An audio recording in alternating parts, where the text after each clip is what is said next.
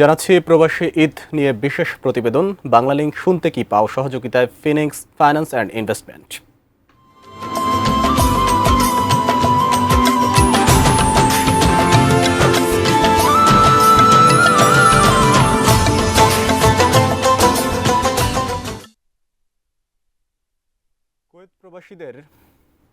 Kuwait প্রবাসীদের ঈদ আছে, তবে দেশের সবাইকে নিয়ে উদযাপনের মতো আনন্দ সেখানে নেই।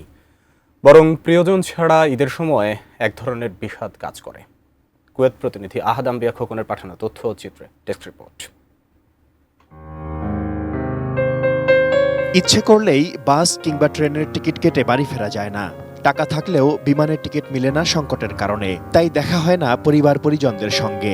বেশিরভাগ প্রবাসীর ঈদ এমনই, উৎসব আছে কিন্তু আনন্দ নেই। বিগত 30 বছর ঈদ করতেছি, তো এবারের ঈদও ইনশাআল্লাহ। আর এবার বাংলাদেশকে অত্যন্ত মিস করছি। আত্মীয় স্বজন যারাই আছে, বিশেষ করে আমার মারেও মিস করছে। আমার মা বাইরে আছে।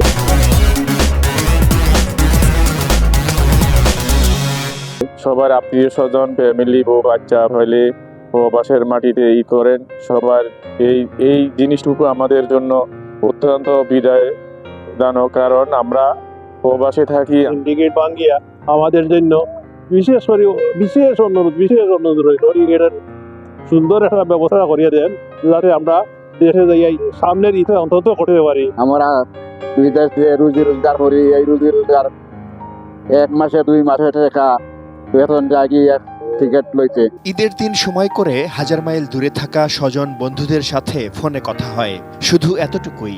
তবে প্রবাসেও পরিবার পরিজন নিয়ে ঈদ উদযাপন করেন সৌভাগ্যবান কেউ কেউ। প্রবাসে আত্মীয় স্বজন, পরিবার পরিজন নিয়ে ঈদের আনন্দ উপভোগ করছি, তবে দেশের সবাইকে অনেক মিস করছি।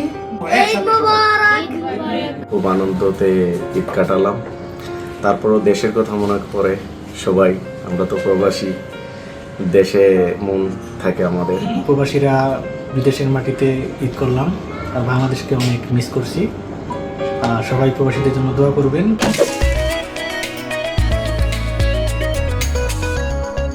আলহামদুলিল্লাহ রাব্বিল আলামিন, কুয়েতে থেকেও আমরা খুব সুন্দরভাবে ঈদ উদযাপন করলাম। ঈদ মানে খুশি, ঈদ মানে আনন্দ, এ কথা সবাই মানলেও প্রবাসীদের জীবনে এর বাস্তবতা খুঁজে পাওয়া যায় না। পরিবারের হাল ধরতে এমন পরিস্থিতিকে মেনে নেন তারা। যদিও আমরা এটা ঈদ করি, কিন্তু আমাদের মনটা থাকে আমাদের বাংলাদেশে, কারণ ওটা আমাদের মাতৃভূমি। আমরা মহান আল্লাহর কাছে দোয়া করি এই পবিত্র ভূমিতে যেন আমাদের উচিলে আমাদের পরিবারকে যেন হেফাজতে রাখে। আমরা প্রবাসীদের ঈদ আছে, তবে ঈদের আনন্দ নাই। তো ঈদের জামাত পরে সকালবেলায় বন্ধ ছিল, এরপর থেকে আবার ডিউটি শুরু।